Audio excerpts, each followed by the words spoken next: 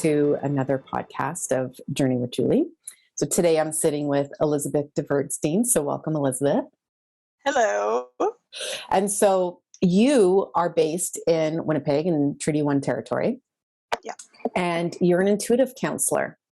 And so before we started, I checked out your website so I could give everybody an idea of who you are, right? So this is what you eloquently wrote on your own website. I'm going to use that as your intro. That you believe that everyone's intuitive and that we all have an ability to tap into that intuition to lead more empowered, intentional lives. And you're a trained social worker with lots of counseling experience, but now your counseling practice focuses on supporting individuals along that journey of intuitive development and emotional well-being.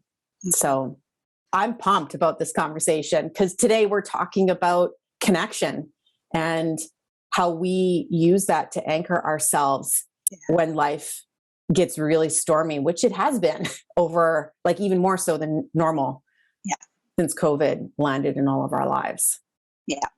Yeah, I'm excited to talk about connection. I think about connection. I talk to people about connection. So to have this conversation today, I'm really excited about it. So so let's get started. Yeah. So, in our little pre-recording chat, we were talking about how,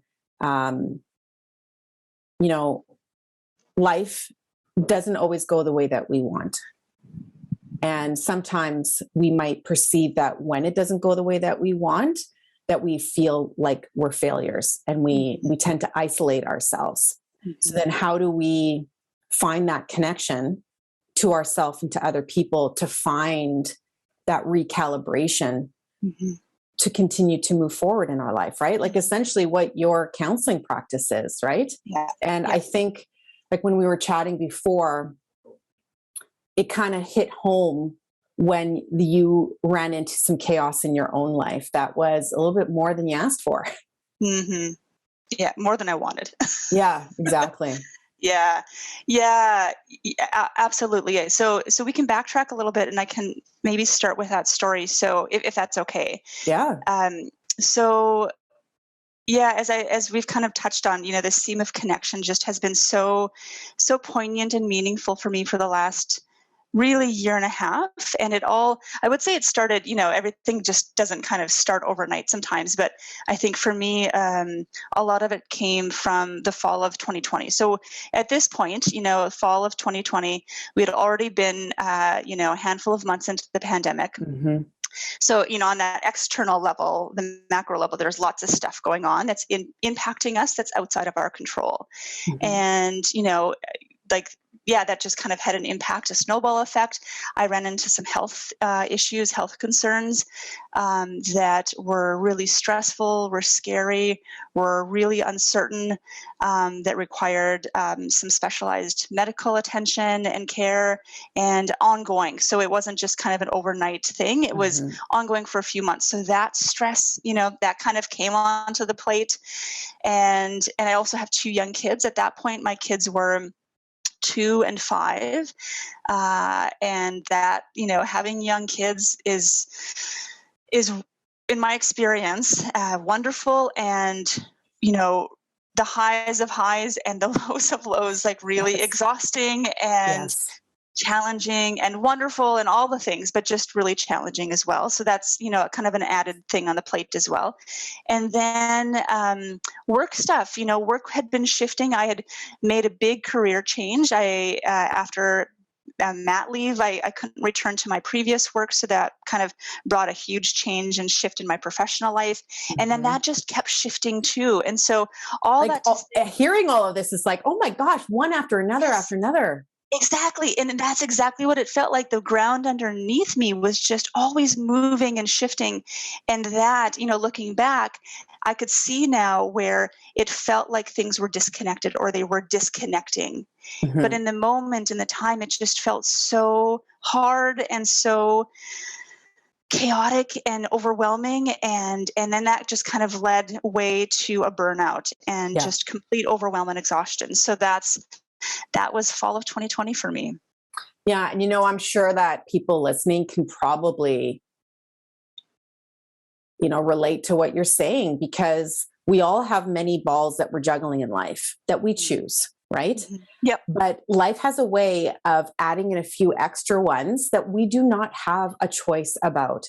And all we can do is respond in the best way that we can. And we try and like, whoa, okay, another one, okay, right? Until it's like, okay, like I'm tapping out, like I've been trying, and our bodies are so resilient, but we do have a limit. Like we're not machines, we're human beings.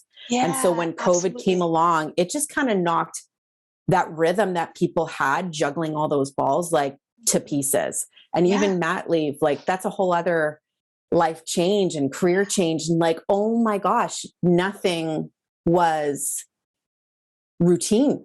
No. Everything was changing. Yeah. Right? Like absolutely. We handle one change at a time, but in every dimension of our lives, no thanks. So then I'll check out. Right? And then totally. And so this is where that big hurdle comes in, that we start to internalize that I'm failing in my life because I'm not keeping up this juggling act anymore. Right? So then we keep pushing to try and keep that juggling act going. And the next thing you know, you're burnt out. Like your body literally does not have the steam anymore. It is out of gas, right? Yep. And so then how did you navigate that burnout territory? Because that's a scary place, a judgmental place to be of self and others' judgment, Oh, totally. And I want to be really clear, and I want to be transparent too in saying that a lot of this reflection and processing has happened after the fact. So in the moment, hindsight's always 20/20, right? It is. But I want to be one of the things that I have found really helpful is to remember that and to touch base with myself from that point, because I did feel like that. I felt like, what am I not doing? Why am I not good enough? Why am I not able to manage all of these things? Everybody else seems to be doing it, or, or I should also do it. And it can be really hard to find solutions because things are external to us. Yes. So a lot of these things that I was experiencing was external to me. And therefore, these systemic issues that, we like to think that we have control over, but we don't. They're not set up for our success in many ways. And but that gets internalized, as you said, as a failure. So for me, it was, I think the most important point of that period in my life was connection. And that connection came through authenticity and vulnerability, and really like checking in with myself and my best friend, in this case, and my partner, and being honest with how I was feeling. I couldn't manage anymore, and I didn't want to manage anymore because that wasn't sustainable. And I could see that I was nearing the edge, that I was nearing an edge of sorts that didn't feel good. And I knew that if I kept going on that path of trying to juggle those balls, that it just wouldn't go well. And I didn't want to get to that point. So I could feel that I was like, the gas tank was on empty, but I wasn't quite out of gas yet. Right. So there was that in between. Yeah. And I guess in that moment, you have enough clarity to like, okay, time out. Yes. It's like you're lost in the woods.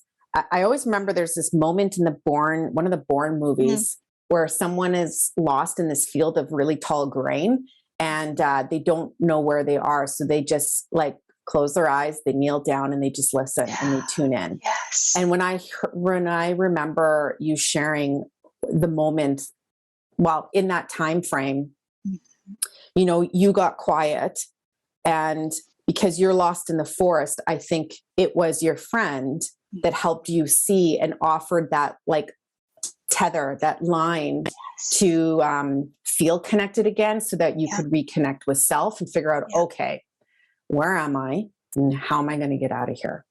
Yeah, that's it. It's like that image is so poignant to me, and it makes me tearful actually, because I can feel myself being back in that moment. Mhm. and how, it's almost like being underwater, or as you're saying, like being in that forest or that field where everything just feels fuzzy and too noisy, muffled, and there isn't a clear path out. And yet if you can quiet down, and for me, it was that quieting down over, the course of a month or two, which was through conversation with my best friend and my partner. And Mhm. it was their voices.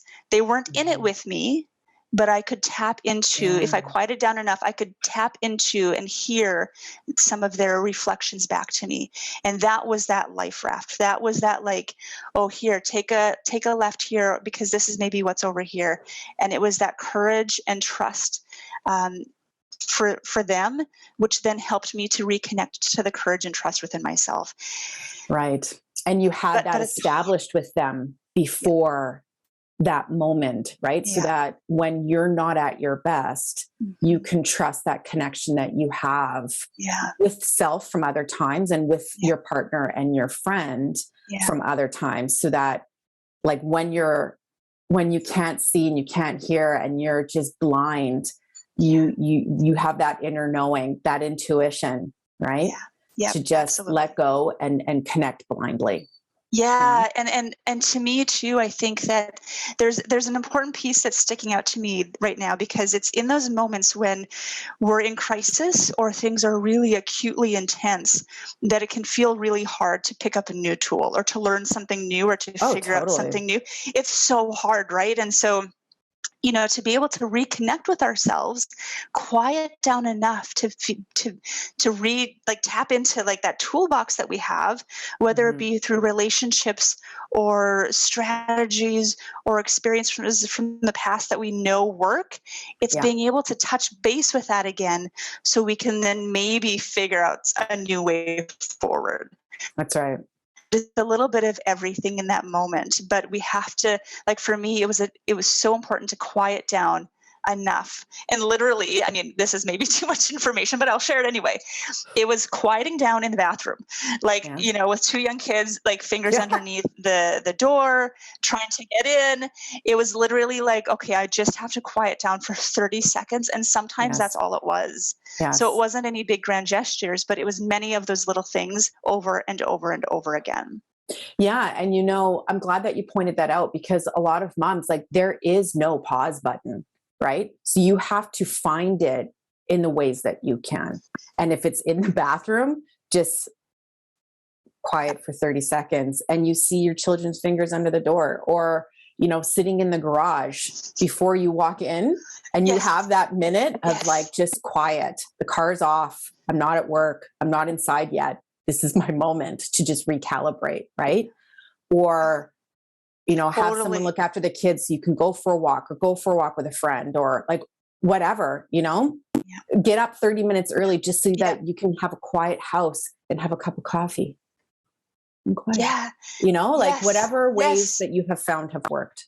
Totally. And for me, those even in that moment, and even still today, felt like unattainable, because we, like, support, that's the other piece that I think a lot about in connection, is support that um isn't as available to us as I would like it to be, or need it to be. And so those little moments of connection would come when my kids have fallen asleep attached to me on either side, and I haven't fallen asleep yet at night. And I have that moment to, okay, my phone is away, my kids are sleeping, they're leeches, they're right next to me, but I have this quiet moment right now. And if Mm-hmm. this is what I have, then I have to take it, because I have no Mm-hmm. other choice. Yes. And so it's those little moments really that can feel just even so overwhelming, thinking about it, like, where am I going to carve out time, because I don't have time to carve out right now. Yes. So it's being able to, for me, like, just take whatever opportunity I could get, because I needed to. I had no other choice. Right. And I remember you said your friend's not even in the Winnipeg where you live. Yeah. And so Yeah, thank goodness exactly. there's a silver lining for COVID, is that Zoom right now, Yeah. right? Yeah, exactly. Yeah. And that connection, I think that's the other piece too, is that connection can look so many different ways. And I think we've learned that, especially over COVID, and reconnecting with people in different ways. But my friend, she's in BC. We don't even Zoom. We don't even talk on the phone. We send voice messages back and forth. Oh, I love that. Yeah, but even that, it's like reframing a connection in ways that work for us. Mhm. So it might not look like this, it might not look like that, but I need this connection and she needs it. So how can we make it work for us? And I think that template, Mhm. I've thought about that so often. It's like, okay, if I can't have this type of connection, what can I have? Because I Mhm. need something. Yes. And what does that look like? Well, Yeah. we're not like we're humans and our nervous system is wired to connect. And so Yeah. we have to find that way to connect that is meaningful to us, right? Yeah. Yeah. And I love that voice message because hearing someone's voice, and that's why I've chosen to do these podcasts like with video, even though like it's hard. It's so much easier just to do it via voice. But I know that like voice is so much better than text. And image is so much better than just voice, right? Because there's so much communication and care that you can just hear in someone's voice, like in a voice message, and then to see on their face. Yeah. And so I wonder if maybe we might talk about, like what is meaningful connection? What is authentic connection? And we talked about how, like with COVID, it was a natural like timeout for everybody. Like Yeah. things just started to slow down. And now people are looking at their life in a different way than what they did before COVID. And I know that talking with a lot of people, there's almost like an anxiety about being social again because we're rusty. And so it's like, okay, well, how do you venture back into connecting with people when you haven't in a while? And then how do you know what connections to venture toward? Yeah. Right? And which ones should we move away from that? Because there's like, if we're connected with people, like we're talking about how connection helps us get through hard times, but we need to have that a connection that we can, when we're struggling and we're feeling blind in our life, like reach out because there's an established safety and trust with our person or within ourselves. If we're going back to cooking in the kitchen, because that's where my authentic self is. And that's how I can reconnect with myself, right? Because I love cooking. That's not me though. That's my husband. That's me. just an example. I know that. Mine is with yoga. Like that is where I find myself. But so what would you say about that? Like, how do you know when a connection is helpful and when a connection is hurtful? And then how do we navigate that? Oh, and yes to all of that. Those are such important questions, especially for now. At least for me, I resonate so much with that. And I just have so many thoughts. But first of all, to me, like I think about it from a connection with myself first and foremost, because I know that if I want to connect with other people, I need to connect with other people, but I can't do that if I'm not connected to myself first. Yeah. So if something feels off, if something feels it makes me actually think about an electrical system or a phone switchboard where, like those wires aren't quite connected or pushed in all the way. Oh, yeah. So there's some there's some misfiring. It's like, or you're plugging into an amp system and there's like that noise that isn't good. The feedback. Yeah. The feedback. But if you click it in all the way, then it's like, oh, here we go. Smooth. So first of all, yes. And so I need to be able to connect with myself. So there's this author, she's written the book, the Lightmaker's Manifesto, I think it's called, Karen Walrond. And she talks about, or she presents 3 questions to ask yourself every day. So for me, those questions are on my fridge, and you can journal it, you can put it in your phone, set a reminder, whatever you want to do to engage with it, but it's on my fridge. So these questions are, how can I feel connected today? How can I feel purposeful today? And how can I feel healthy today? So for me, the response to those questions internally is the clue to what I need to do. So for example, for connection, okay, I need to connect to myself today. I just need to have a few quiet moments. And then if I've filled up that gas tank for myself, then I can connect meaningfully with somebody else. Then I feel like I have the energy to reach out, to send that text that I have been waiting for 7 days to respond to. Yeah. Okay.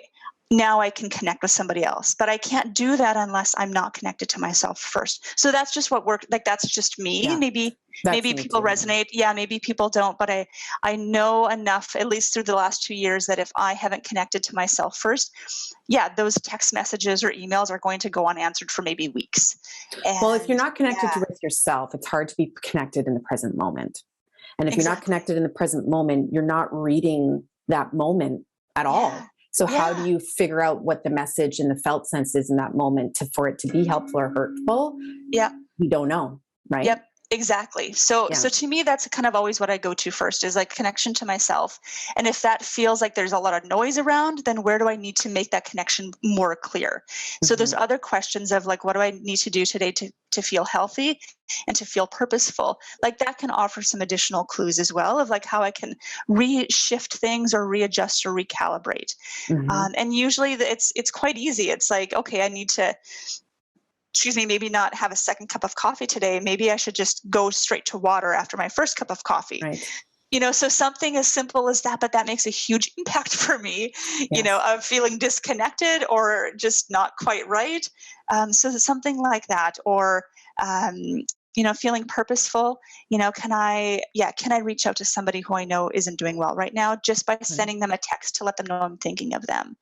And so there's all of these ways that can show up, I think, in small, manageable ways, at least for myself. Well, and I think it's probably helpful too, possibly when we're in a connected moment, to find like, okay, purposeful, connected, healthy. And what are some of the things that I know in this moment? And then have a little running menu, Yeah. and then we can add to it. So then when we're feeling not ourselves and lost, we can look at them and like, oh yeah, that would be really helpful. That's what I want right now. And then, Yes. go and take that walk or make the banana bread, Yeah. And so for me, one thing that like strikes about, helpful or hurtful and connections, because, when I was going through my 20s and 30s, my connections were about people pleasing and fawning. That was my trauma response to relate to the world. Mm-hmm. And so it's on other people's terms, and I'm giving my power away, right? So then I don't have anything for myself and I'm not well. Yeah.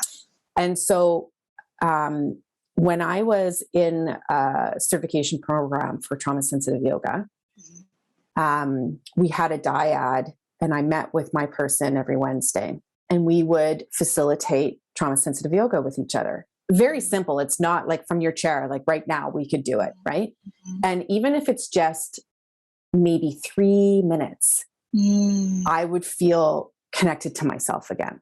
And there was one day where we did this activity after that. So I'm connected. And so I'm more of a felt sense person than a cognitive person. Like I feel my way through life. I'm a highly sensitive person.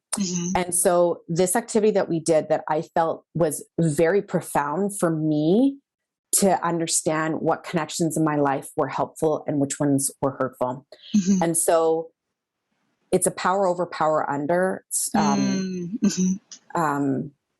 practice. And I can't remember where it's from. I'll have to figure that out so I can source it properly. But you think about someone who has power over you, and you think about that person in your mind, and you walk around and you pretend that you're walking with this person, and then sit back down and reflect about what you noticed. And then think about someone who has power under you, and then walk around your house and just imagine walking with that person, and then come back down and notice how you felt. And then someone that you have power with. It's a shared reciprocity of a relationship. Walk around your house, imagining that you're walking with this person, and then sit back down and reflect, okay, how did I feel? And it was remarkable when I noticed, wow, this is how I respond when I think about being with this person. Yeah. So this is information for me, because as a highly sensitive person, I'll drain energy much faster being around people with power over me or power under me than if I'm with people with power with, right? Yes. I love that. So what sticks out to me in what you're just sharing, in that really like beautiful exercise and experience you had, is that you quieted down enough. Like there was a moment of connection. Like everything was kind of set up for that dyad, and you connected with yourself. And then you were able to take that and then use that for yourself as you walked around your home and thought about that. So it's a connection of mind, body, and spirit. Yes. And in that moment, you had that clarity. It sounds like everything kind of quieted down, like externally, for you to tune in internally, and then things shifted. Right. And to me, that's that connection. Yes. And you know what? That's what your practice is about. Yeah. Right? Yeah. As a counselor, you're helping people facilitate connecting to themselves. Yeah. So that they can navigate through their life while remaining tethered to themselves, so that they can be healthy in a myriad of ways in their life. Exactly. And I think that this opportunity and counseling or yoga or, talking to somebody who we love and trust and feel safe with, all of these examples are ways for us to quiet down, to pause enough, to slow down enough so we can tune in, so we can tune out that external noise, those things that are telling us who to be or how to be or what to do, or that we should be this certain way. We can, if we can quiet that down enough, we can then tune into what fits for us best, what's coming from that internal source of wisdom, because that's how we can feel like there's some more clarity and certainty moving forward, even in uncertain times. Yes. It's like that idea that if we're always inhaling, it's like we're taking in so much, and it's just tense, it's tight. But if we're never allowing ourselves the opportunity to exhale, we can't complete that cycle. So it goes back to that people-pleasing thing. If we're always giving of ourselves, then what is that doing to us? What's the expense?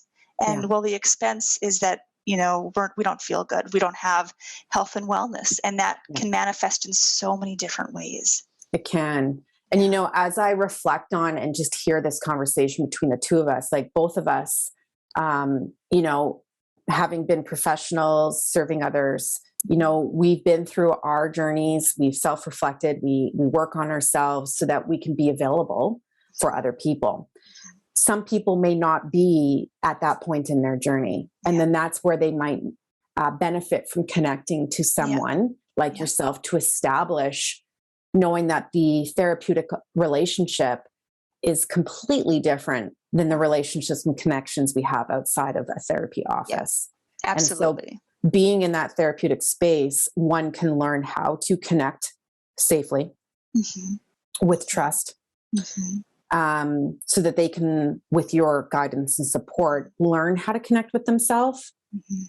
So then when they're outside of your office, I know you're a virtual counselor, they can then, okay, so when I was in session with Elizabeth, we did this activity and that's how I felt connected to myself. Okay. And so I'm going to practice this in this situation in my life right now so that I can navigate this while staying in tune with myself so that I can do it in a healthy way. Right? Absolutely. Absolutely. And it's that idea that, to create templates of something that feels like a better fit, that feels safer or like quieter, or where we actually just have a moment to to exhale, to have a full cycle of breath. That's what counseling, that's what my goal always is, to have this safe and trusting environment.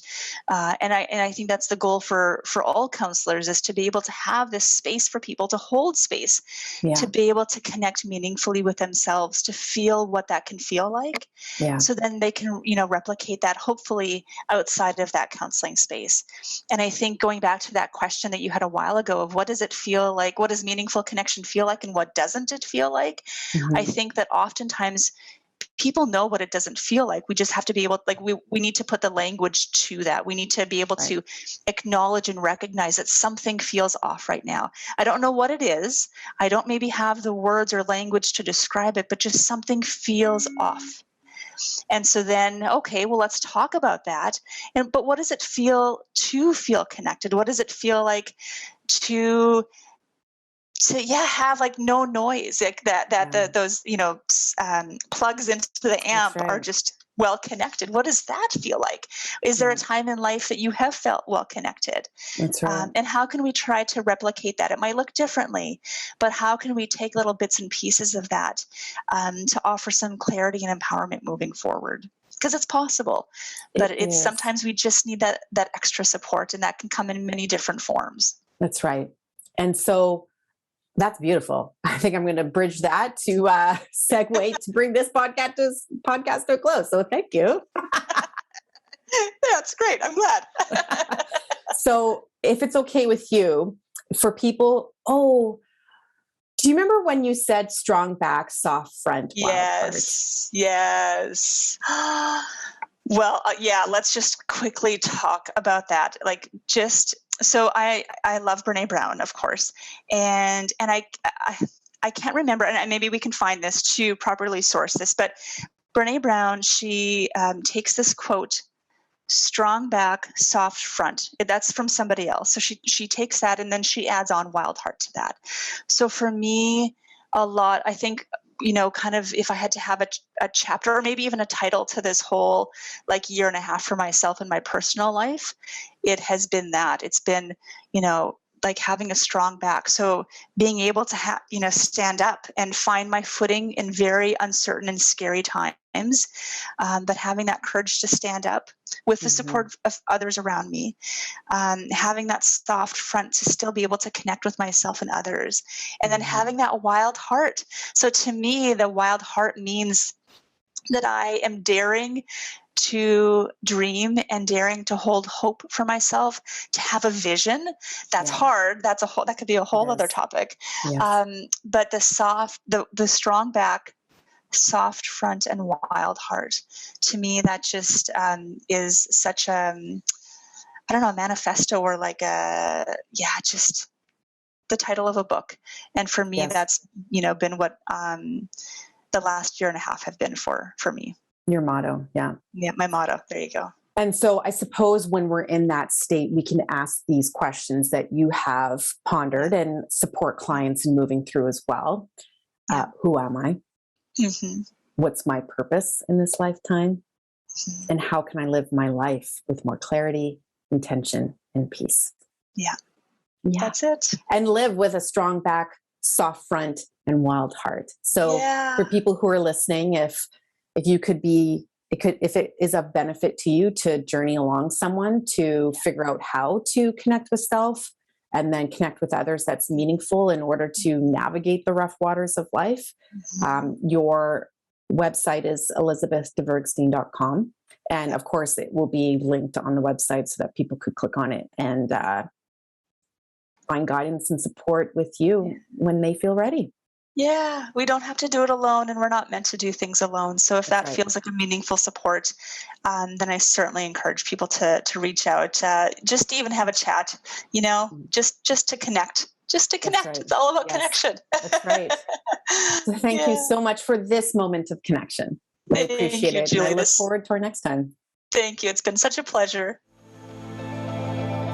Thanks for tuning in to another episode of Journey with Julie. If you have a question, topic, or story that you'd love to share, I'd love to hear from you. Please visit my website and leave me a note. And I'll see you next Tuesday, where we'll hear more about how to shift your life from surviving to thrive.